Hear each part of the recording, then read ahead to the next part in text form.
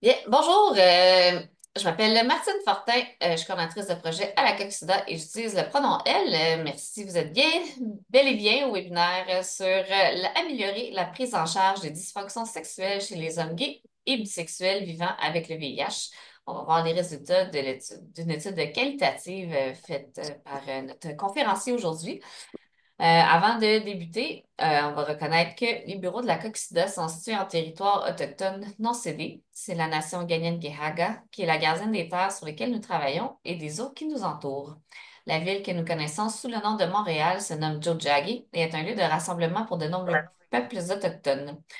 Nous sommes tous et toutes invités à apprendre, connaître et reconnaître les réalités autochtones afin de contrer l'objectif colonial d'effacement de ces peuples et de leur culture. Donc, on va, comme je disais, regarder les constats qui émanent de 31 entrevues qualitatives qui ont été menées pour comprendre comment améliorer la prise en charge des hommes qui vivent une ou plusieurs dysfonctions sexuelles, ce qui est un sujet peu fréquent, fréquent en fait, mais peu abordé. Donc, sans plus tarder, on va passer à notre conférencier Francesco Avallone, qui est candidat au PhD en médecine de famille à l'Université McGill. Donc, merci Francesco d'être avec nous aujourd'hui. Je te laisse la parole. Salut, merci à tous pour être ici. Désolé si mon français n'est pas parfait, je suis italien. Et je vais partager la présentation et puis je vais me présenter brièvement. Ok, voilà. Donc, je vais partager avec vous les résultats de mon projet de doctorat. C'était une étude qualitative sur les dysfonctions sexuelles chez les hommes gays et bisexuels avec le VIH ici à Montréal. Euh, Ici pour remercier Camphor qui a financé le projet. Ils ont fait cette cute infographique pour nous. À la droite, il y a mon professeur, superviseur du doctorat. Deux mots sur moi. J'ai étudié psychologie en Italie. J'étais toujours intéressé à la santé sexuelle en général. Donc ça a c'est pour ça que j'ai décidé d'étudier ce sujet.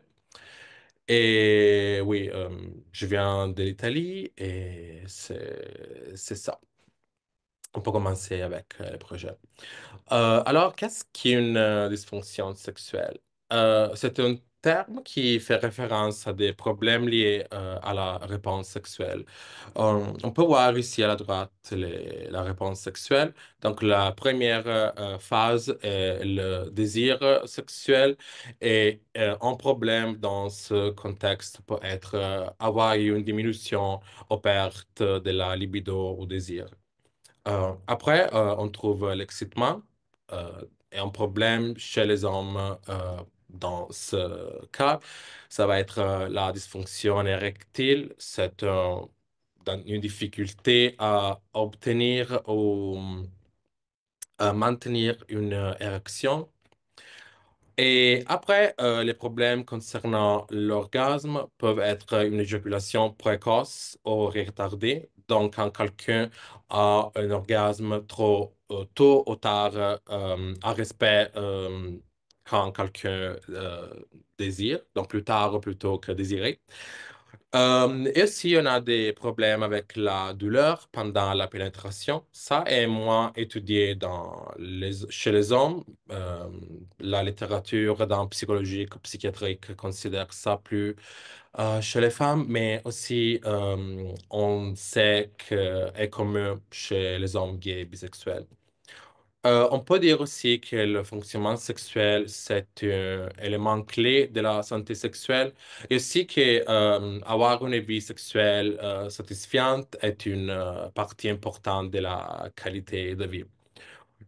Aussi, pour avoir un diagnostic de dysfonction sexuelle, les gens qui ont cette condition doivent avoir un niveau de détresse associé à la condition. Et aussi, si on considère le contexte du VIH, On voit que les dysfonctions sexuelles sont fréquentes chez les personnes avec VIH et aussi entre les personnes séropositives, il y a une prévalence plus élevée chez les hommes gays et bisexuels. On voit des données locaux de l'étude Engage. C'était à Montréal et chez les hommes gays, bisexuels qui ont des relations avec d'hommes. Et là, cette donnée de prévalence sur la dysfonction sexuelle. Donc, 35% des hommes gays, bisexuels à Montréal avec VIH ont eu une diminution de la libido. Dysfonction érectile, 25% et problème avec l'éjaculation, 24%. Aussi, problème avec la douleur pendant le sexe anal sont communs. On a une des données selon lesquelles 18% des hommes gays avec VIH a eu ce problème. Ce ne sont pas de données locaux, mais de la Belgique, parce qu'on a pas de données locaux. On voit aussi que selon la recherche quantitative, euh, il y a beaucoup de facteurs qui peuvent affecter le fonctionnement sexuel chez les hommes avec le VIH.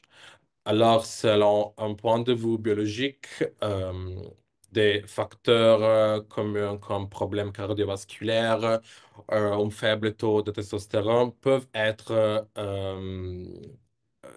plus d'impact si quelqu'un a le VIH.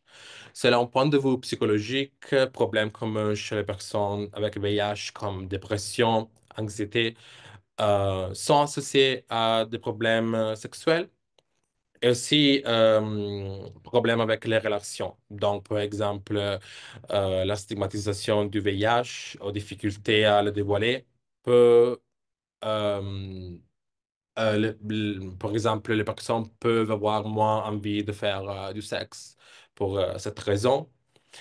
Aussi, il y a des facteurs liés au traitement antirétroviral, mais dans ce cas, les preuves sont discutables, mélangées. Il y a des études qui disent oui, c'est vrai que le traitement est lié à des problèmes sexuels et des autres disent que n'est pas vrai. Et aussi, il y en a des facteurs spécifiques aux hommes gays et bisexuels, par exemple des normes spécifiques sur le corps, les comportements sexuels, les applications de dating peuvent créer de l'anxiété chez les gens. Et aussi des consommations de drogues qui sont typiques avec le sexe, la méthamphétamine, crystal meth, peuvent affecter la libido et la bisexuelle en général. Aussi, on a des données qualitatives selon lesquelles la prise en charge des problèmes sexuels est importante pour les personnes vivant avec le VIH, mais ce sujet n'est pas assez souvent abordé dans les soins. Il y a des autres sujets qui sont abordés, sont importants aussi, comme la gestion du VIH. Et quand on pense à la santé sexuelle, on pense souvent à la réduction du risque ou les infections sexuellement transmissibles.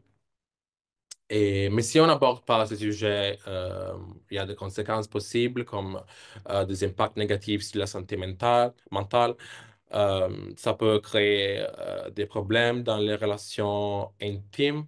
Et aussi, si quelqu'un pense que ces problèmes sexuels sont dus au traitement, ça peut affecter l'observance du traitement aussi.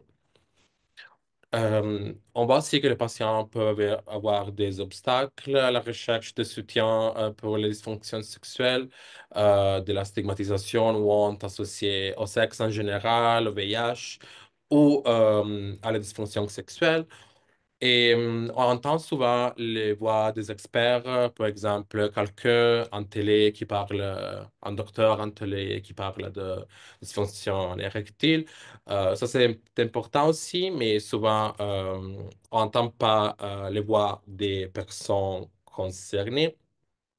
Et aussi, les recherches qualitatives sur ce sujet sont assez rares. Et si l'objectif est améliorer la santé et les soins liés au VIH et les faire centrer sur les patients, il faut entendre des patients. Alors, les objectifs du projet étaient de comprendre les causes et l'impact perçu des dysfonctions sexuelles et aussi comprendre l'expérience et les préférences en matière de prise en charge des dysfonctions sexuelles chez les hommes gays ou bisexuels vivant avec le VIH. Donc, on a conduit une étude qualitative. On a fait 31 entretiens semi-structurés.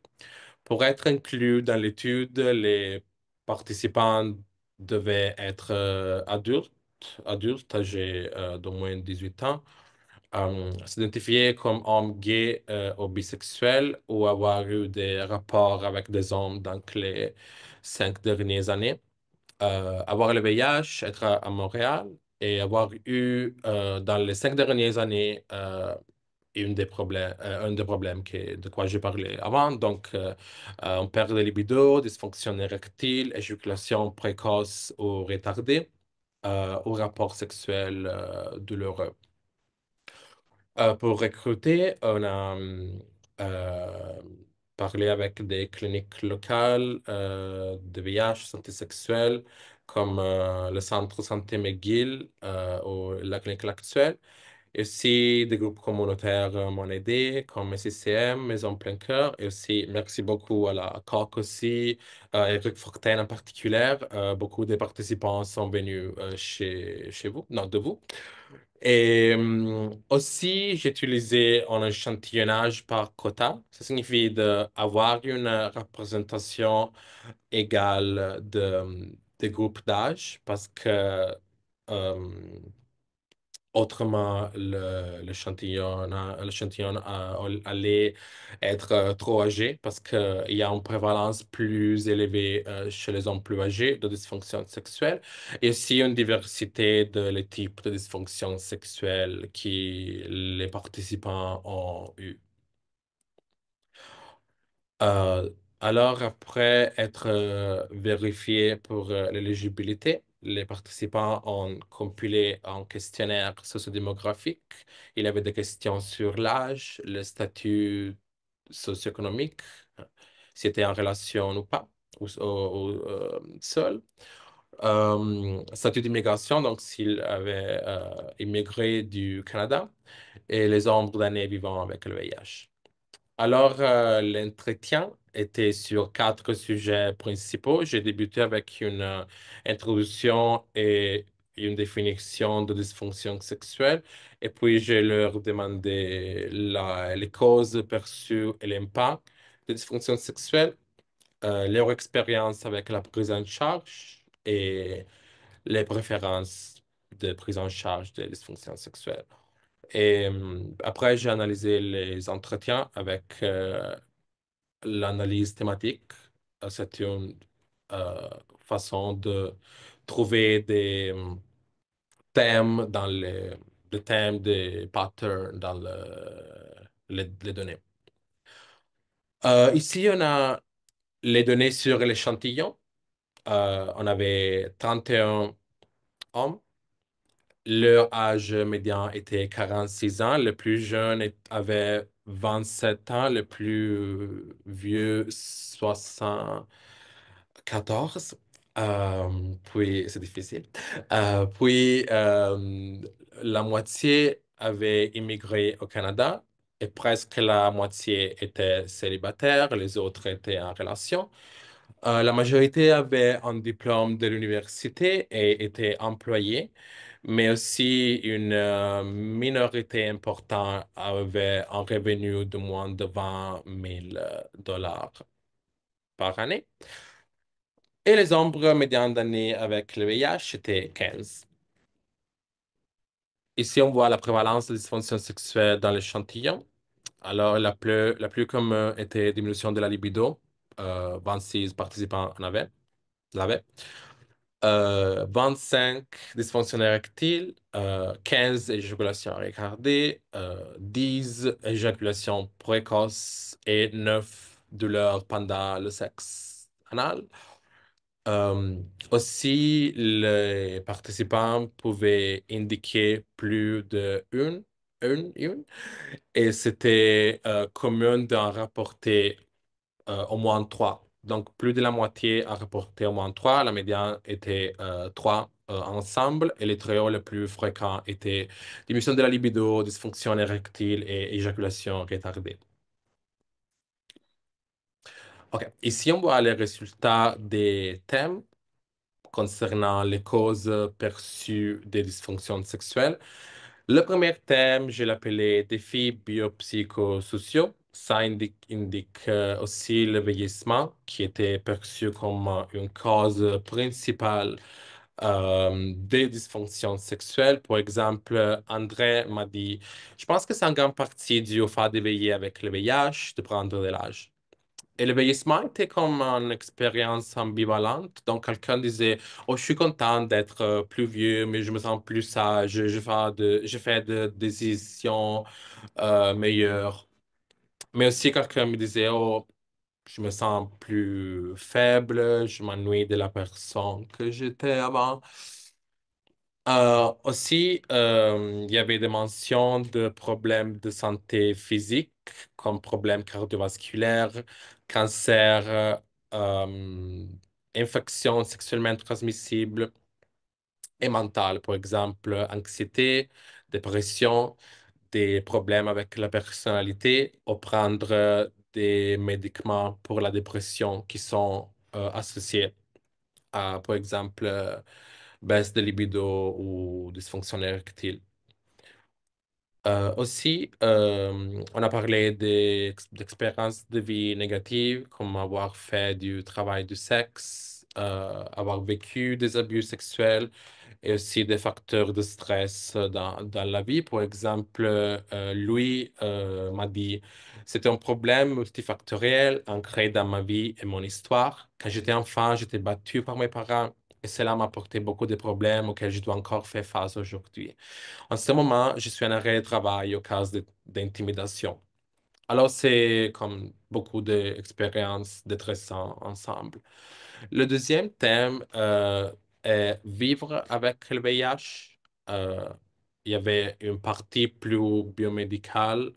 Selon des participants, leurs problèmes étaient associés à des effets secondaires de la thérapie antirétrovirale. Par exemple, Bernard m'a dit peut-être que c'est dû aux médicaments que je prends maintenant. Vers la fin de l'année 2019, j'ai changé les médicaments. Et je peux dire qu'après ça, ça a changé un petit peu la libido, les érections, ça a diminué. Et donc, c'est peut-être un petit changement, mais il y a un changement. Et puis, une partie plus psychosociale de vivre avec le VIH. Par exemple, avoir reçu un diagnostic, ça, des participants ont dit, oh, je voulais pas faire du sexe après, ou de la stigmatisation, par exemple, devoir le dévoiler.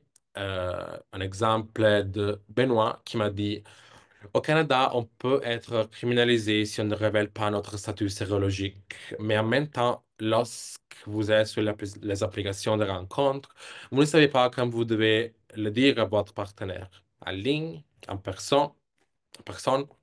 On veut juste un petit cours rapide, mais ça va tourner au drame si on le dit. J'ai tout, j'ai eu toutes sortes de mauvaises réactions à gérer de la part d'autres personnes. En gros, c'est devenu lourd sur mes épaules de vivre avec le VIH dans le dating world.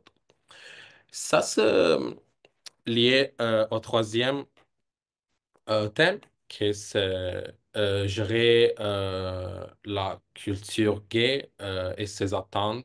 Donc, par exemple, les applications de rencontres, le sexe occasionnel, des participants étaient mal à l'aise avec ces dynamiques. Par exemple, Adam a dit gendre comme une boucherie où on est parfois les clients et parfois la viande. Donc, ça explique un sens. sensation de mal à l'aise avec l'objectification et cette partie de la culture gay. Aussi, on a parlé de sentiments d'ambivalence avec les relations, avec le sexe. J'ai mis porn aussi dans ces catégories parce que les participants ont parlé de ça en relation. Par exemple, quelqu'un a dit, oh, j'en regarde beaucoup. Et alors, j'ai moins envie de le faire avec mon partenaire. Quelqu'un a aussi dit, oh, je le regarde avec mon partenaire et ça aide notre vie sexuelle. Un exemple d'ambivalence rationnelle de William. C'est assez imprévisible. Il y a des gars avec qui je fais du sexe et même sans essayer, je jouis à chaque fois, je suis toujours dur. Et puis il y a d'autres gars avec qui c'est moins naturel et je me sens pas proche pour une raison ou une autre. Ce n'est pas comme si c'est le faisait pour moi. Le bon sexe, ce n'est pas rare, c'est la chimie qui l'est. Et pour finir, on a parlé aussi de la combinaison, combinaison sexe-drogue sur tout le crystal meth. Donc, l'idée est que des substances sont utiles pour améliorer les plaisirs et la performance, mais quand on n'est pas high, ça, c'est pas comme avant, donc c'est plus difficile. Par exemple, Jess m'a dit, quand on est high avec du crystal meth, le sexe est fou et l'orgasme est énorme. J'ai lu qu'il est 40 fois plus intense qu'un orgasme normal. Alors, quand on a des relations sexuelles avec ces drogues dans sa vie, pour avoir des relations sexuelles sans drogue, il faut tout réapprendre et beaucoup de gens n'y arrivent pas parce qu'ils ne ressentent pas rien, parce qu'ils n'ont pas le droit pour leur faire ressentir ce qu'ils ressentaient avant. Et puis, on a les thèmes sur les impacts perçus des dysfonctions sexuelles. Des participants ont parlé d'une série d'émotions négatives qui ont prouvé comme conséquence une humeur maussade, sensation d'embarras, peur d'être rejeté, une estime de soi faible ou se ressentir seul. Euh, Léo, par exemple, a dit, je me suis rendu compte que même avec une personne avec laquelle j'aurais aimé faire du sexe dans le passé, je n'y prenais plus plaisir. Je ne l'appréciais pas en fréquence ni en qualité. Dans des cas de dysfonction sexuelle, on rapportait une tension relationnelle. Donc, il y avait de l'anxiété reliée à une incapacité à répondre aux attentes du partenaire ou avoir un libido pas matching. Alors, Bernard m'a dit, je suis dans une relation monogame. Donc, cela a un impact, car je veux toujours être un bon chum. C'est comme une spirale à laquelle je pense toujours. Je suis déjà déprimé par d'autres choses et maintenant je n'ai pas la libido que je voulais. Donc je ne suis pas compatible et donc peut-être que cela va être un problème avec mon chum. Et des participants ont trouvé aussi des façons pour s'adapter à leurs conditions. Quelqu'un a dit, je me prends moins de risques maintenant parce que j'ai moins de libido. Je peux penser à d'autres priorités dans ma vie. Lark, par exemple, m'a dit avoir une libido plus faible m'a aidé d'une certaine manière. Cela m'a évité de me retrouver dans des situations dans lesquelles je me serais mis pendant mes 30 et 40 ans. Cela a donc fait une différence à cet égard. Je pense que je prends mieux soin de moi à d'autres égards, même si c'est une pièce manquante. OK. Après, on a les thèmes concernant la prise en charge des dysfonctions sexuelles. Ici, on a parlé des expériences. C'était commun d'avoir pris des médicaments pour la dysfonction érectile. On peut penser au Viagra, Cialis, Trimix, qui c'est un injectable, Et les participants ont mentionné des coûts et d'avantages de ça. Donc, euh, l'avantage qui était perçu comme efficace, mais il y avait aussi des problèmes, des inconvénients. Par exemple, quelqu'un m'a dit que ça coûte cher. Il faut planifier en avance, avant. Et puis, aussi des préoccupations concernant l'interaction avec les médicaments du VIH. Et si quelqu'un le prenait au marché noir, pas de leur docteur. On avait des opinions divergentes sur la thérapie, genre thérapie de groupe, psychothérapie. En général, il y avait une préférence pour les groupes euh, dont les participants pouvaient parler de leurs problèmes, euh, se ressentir moins seuls aussi. Mais aussi, on voit que la thérapie était rarement recherchée premièrement pour les dysfonctions sexuelles, mais pour des problèmes liés. Par exemple, problèmes avec les relations, abus de drogue, de substances, abus sexuels. Après, on avait... j'ai oublié de lire les citations, désolé.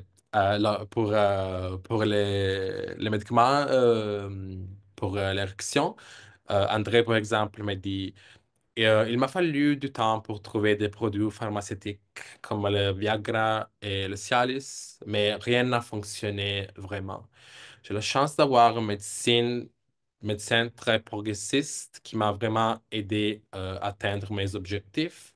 Maintenant, j'utilise Trimix, qui est l'injectable, lorsque j'ai un rapport sexuel planifié, que je me sens plus en sécurité et j'ai moins honte. Et pour la thérapie, William m'a dit, en thérapie, nous avons parlé de l'insécurité sexuelle, de l'alchimie sexuelle. Les thérapeutes sont utiles dans le sens où ils m'aident à traiter mes émotions et les recadrer. Mais je n'ai jamais vraiment cherché plus que ça. Donc, ça marche dans une certaine mesure. Après, on avait des participants qui avaient utilisé euh, la thérapie de remplacement de la testostérone. C'est commun dans les hommes âgés d'avoir moins de testostérone. Alors, ça a été prescrit pas pour les problèmes sexuels. On avait des avantages limités parce que, par exemple, ça améliorait la force physique, mais pas vraiment la libido. Par exemple, Réal m'a dit, j'ai 11 ans et j'ai commencé, c'est difficile, et j'ai commencé à prendre de la testostérone il y a 3 ans. Je suis déçu par cet aspect parce que je n'ai pas vraiment vu d'amélioration ou de détérioration de mes performances au cours de 4 5 dernières années. Alors peut-être que cela aide parce qu'il n'y a pas vraiment eu de dégénérescence, mais je n'ai plus les mêmes performances qu'avant. Et après, il y avait des participants qui n'ont pas cherché de soins. Ça peut être parce qu'ils n'étaient pas intéressés. Il y avait une sensation de non-normalité avec ces conditions.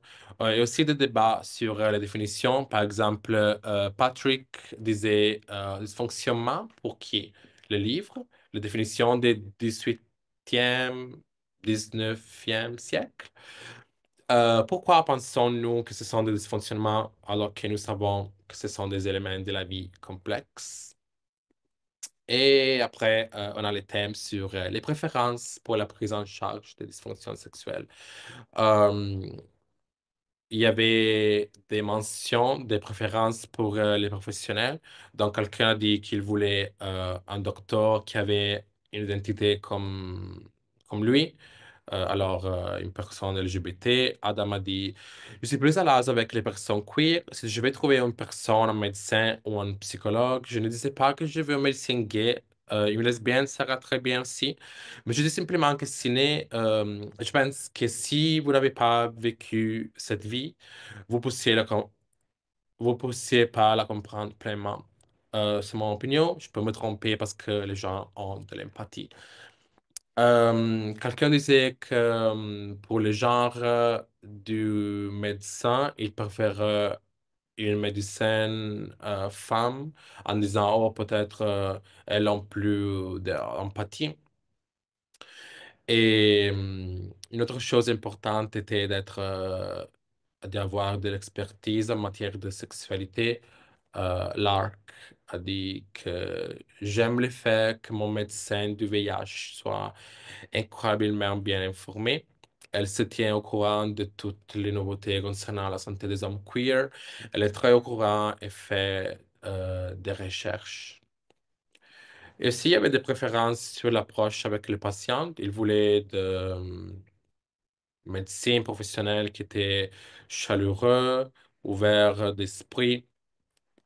Marc disait, je pense que les professionnels devraient être complètement ouverts, sans réserve, un peu plus chaleureux. J'ai vu des psychologues dans ma vie, je comprends la distance entre le patient et le professionnel. Si vous avez de la compassion pour faire ce travail, tout d'abord, sinon vous ne devrez pas le faire. Ouvrez-vous à la compassion et soyez chaleureux avec cette personne. Et après, on avait des préférences pour la prestation de services. Les participants voulaient, par exemple, recevoir des informations et de l'éducation sur les dysfonctions sexuelles, pas seulement de la prescription de médicaments. Jess disait, lorsque j'ai dit à mon médecin que je sortais à nouveau avec quelqu'un et que j'avais des problèmes d'érection, elle m'a simplement donné du Viagra. Pas de discussion. Ce n'est qu'en discutant avec d'autres hommes avec le VIH que j'ai découvert que d'autres avaient le même problème. Le médecin devrait aborder le sujet d'autant plus qu'il y a du stigma et de la honte. Le simple fait de savoir que c'est commun et qu'il y a des solutions rassurerait les gens. Après, les participants voulaient être impliqués et respectés dans leurs décisions et dans leurs décisions de santé et avoir la possibilité d'accéder à des ressources, beaucoup de ressources, par exemple, références, urologues, sexologues, et aussi, genre, avoir un support communautaire. William disait que d'avoir eu des difficultés à voir un sexologue. Donc, il y avait la possibilité de le voir gratuit, mais il a dit la seule chose qui c'était folle, c'est que j'ai dû prendre rendez-vous avec lui et c'était 5 semaines plus tard.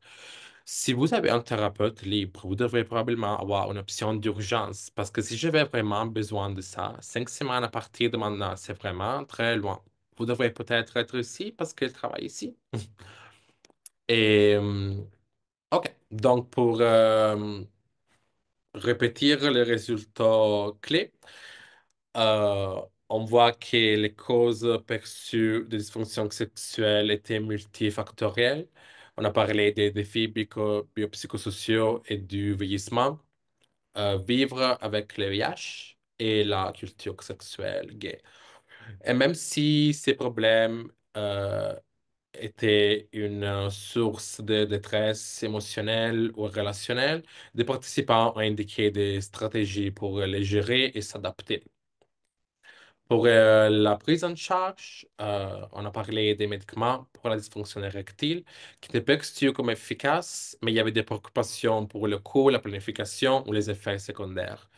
La thérapie de la parole était rarement sollicitée pour non, dysfonctions sexuelles et il y avait une préférence pour les contextes de groupe. La testostérone avait des effets perçus limités sur la fonction sexuelle.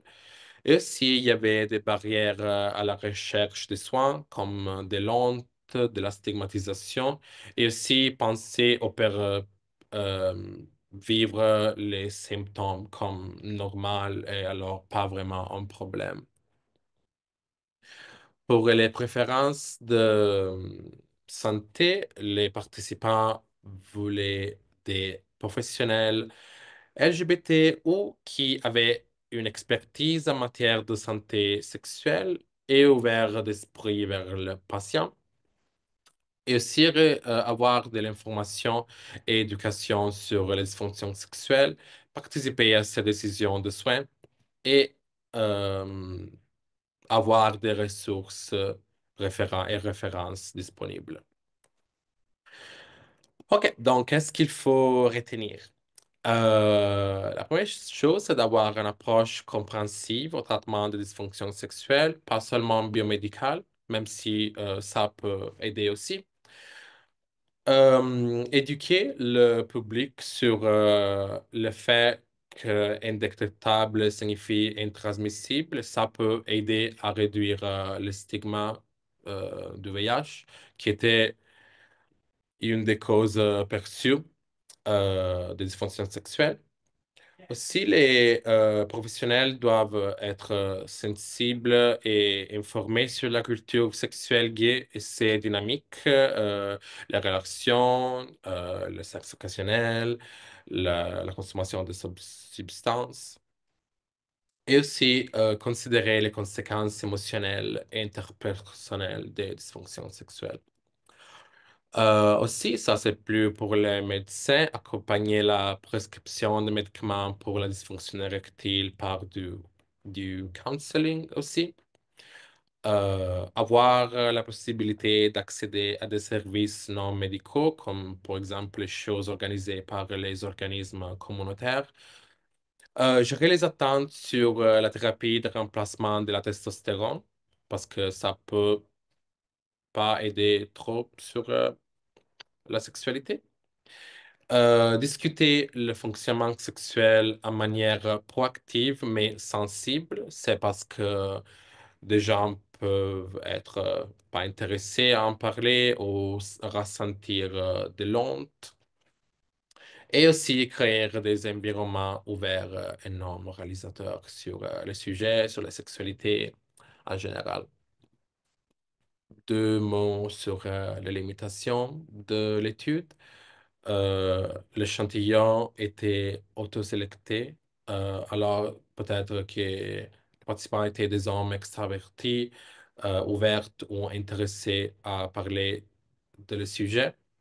Si le sujet était sensible, alors ça peut être que des participants on ne dit pas tout euh, sur ça, mais aussi on a parlé des choses très sensibles et des participants m'ont fait vraiment confiance sur des choses et l'environnement de l'entretien était à l'aise et ouvert.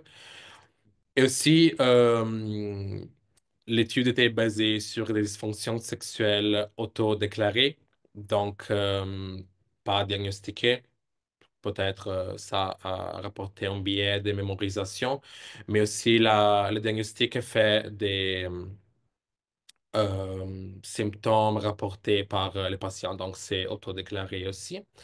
Et les résultats peuvent être transférés à d'autres contextes, comme les hommes avec VIH en général, hommes de la population générale, et aussi des autres grands centres urbains des pays à revenus élevés qui sont similaires à Montréal. Et c'est tout. Je veux remercier notre partenaire, la COC. Merci à la COC pour avoir arrangé la présentation et aussi pour m'avoir donné de conseils avant l'étude, aussi pour trouver des participants. Autres organismes communautaires comme Maison Plein Cœur, CCM et Cerveau Syndicat. CAMFAR, Fonds de recherche du Québec Santé pour financer l'étude et les doctorats. Clinique L'Actuel et le Centre de santé McGill pour avoir trouvé d'autres patients. Et aussi le département de médecine de famille avec qui je fais le doctorat. Et c'est tout. Merci pour m'avoir écouté. C'était difficile de parler en français pendant longtemps, pour longtemps. Et aussi, si vous avez des questions, je suis content de les écouter. Et aussi, je suis curieux de savoir si vous rencontrez ces problèmes dans la communauté, si vous avez travaillé avec ça. C'est ça. Merci encore. Merci Francesco, c'est super intéressant. Je pense que c'est vraiment un sujet ce que j'avais pas entendu parler avant aujourd'hui, en tout cas surtout pas dans une étude comme ça, c'est vraiment intéressant. Donc oui, si vous avez des questions, des commentaires.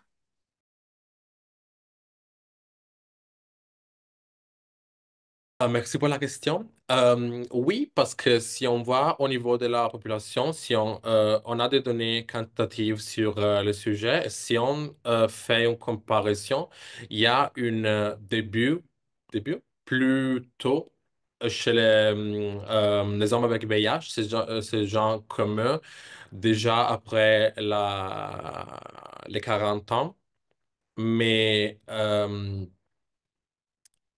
ça, c'est comparable les hommes en général après les 70 ans, 60, désolé, c'est difficile, 70 ans. Donc, il y a un début plus tôt et on peut relancer plus haut si on fait des comparaisons. Il y en a Valérie qui demande, puisque je ne suis pas une professionnelle de la santé, en résumé, quelles sont vos recommandations pour une personne vaincre le VIH qui vous partage vivre des difficultés érectiles? Donc, Oui, je pense qu'une chose importante, je pense qu'il y en a déjà de faire des événements pour la communauté. Beaucoup des hommes dans mon échantillon se sera senti seuls, avaient des difficultés à connaître des personnes au dehors des apps de rencontres ou des saunas qui sont pour la plupart pour le sexe. Alors, ouais, avoir des choses pour faire mettre les gens en contact. Et aussi, il y a des stratégies qui sont pas biomédicales. On travaille sur le comportement, par exemple.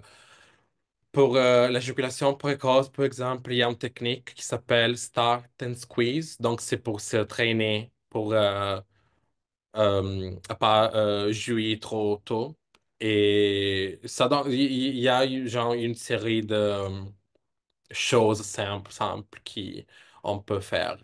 Mais je pense que la chose au niveau de la communauté, c'est de peut-être organiser des groupes dont on parle. Aussi parce que des participants étaient contents des les conversations de groupe. ouais, mais Qu'est-ce que... est-ce que, dans le fond, c'est ça, c'est d'organiser des groupes ou des ateliers, mais sur différents sujets? Je pense que dans ta présentation, tu parlais sur les relations. J'oublie Oui, que. les attentes, les choses. Je pense qu'il y a déjà, par exemple, à la Maison Plein Cœur. Et si je lis dans le chat que Valérie a mentionné Phoenix et un des participants m'en avait parlé. Et ça, la chose, je connais Phoenix, et c'est comme euh, compréhensible, on parle de tous aspects de la sexualité, mais je ne connais pas les données sur l'efficacité. L'efficacité. Ouais, C'est Phoenix, ça. pour les personnes qui ne connaissent pas, c'est un programme pour améliorer l'érotisme, si on veut, dans les relations entre hommes. Brièvement, il y a Eric qui demande qu'est-ce qu'il y en est des interactions médicamenteuses qui sont souvent problématiques. Ouais, ça a été mentionné par quelques participants. C'était une des préoccupations avec les médicaments pour la dysfonction érectile, alors Viagra, Cialis. Et je crois que il y a certains médicaments qui interagissent avec...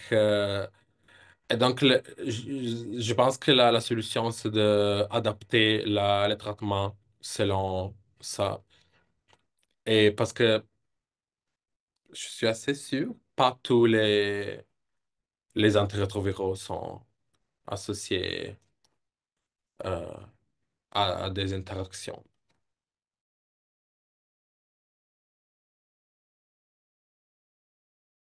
Que, est-ce que ça signifie que c'est moins efficace chez les personnes avec VIH? Euh, j'ai seulement une personne m'a dit que il a pris beaucoup de temps pour trouver le médicament juste parce que Viagra fonctionnait pas. Cialis fonctionnait pas. Il a dû passer au Trimix, qui c'est l'injection. Mais après, il a trouvé une dose plus haute de Cialis et ça fonctionne. Alors, ça a été mentionné, mais juste une fois. Et des autres m'ont dit, ça fonctionne, mais c'est pas idéal. Ou quelqu'un m'avait dit, je veux pas le prendre parce que je me sens trop jeune, euh, encore jeune pour commencer. Donc ça. Mais il y a des options.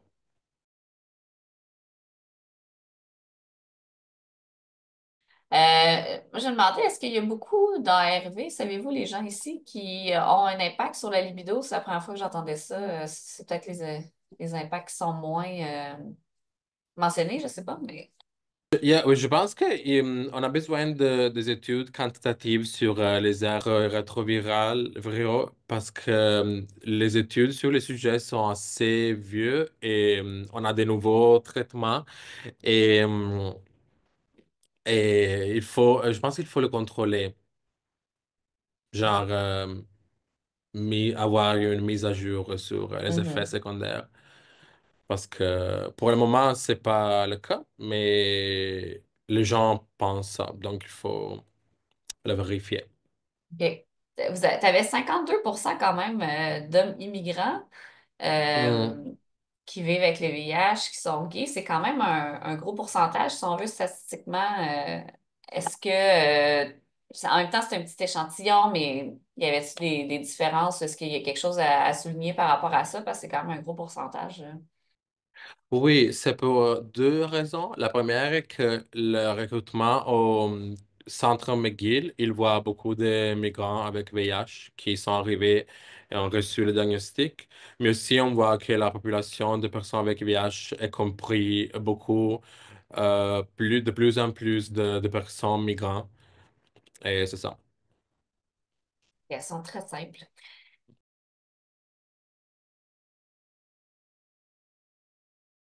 C'est plus comme, ça c'était un exemple pour parler des situations détressantes de vie que quelqu'un a dit, oh, j'ai vécu ça pendant l'enfance et ça a un impact dans le présent, ça me rend détressé, les traumas associés à la sexualité. Donc c'est plus ça. C'est pas comme une cause directe, c'est plus comme une narration de soi. Et Merci. Dernière question, puis après ça, on va se dire bon dîner. Il y a Valérie qui demande est-ce que des participants ont fait référence au port du condom qui aurait un impact sur l'érection? non, et c'est intéressant parce que c'est un facteur qui a été trouvé dans les recherches passées. Je crois que c'est dû au changement des comportements dans la communauté. Je pense que les personnes ne l'utilisent pas beaucoup parce que les personnes qui n'ont pas le VIH font la PrEP et qui a le VIH fait le traitement. Donc je pense qu'on l'utilise pas beaucoup trop. Euh, faut garder les données, mais la perception est qu'on ne l'utilise pas. Ben, merci beaucoup, Francesco. Merci beaucoup, tout le monde, d'avoir été là et d'être encore là. Merci encore, Oui. Francesco. Au plaisir. Merci beaucoup pour l'écoute, pour les questions, pour l'intérêt. C'est Ben, ça. merci tout le monde. Bonne fin de journée, bon dîner. Merci, à bientôt et bye bye.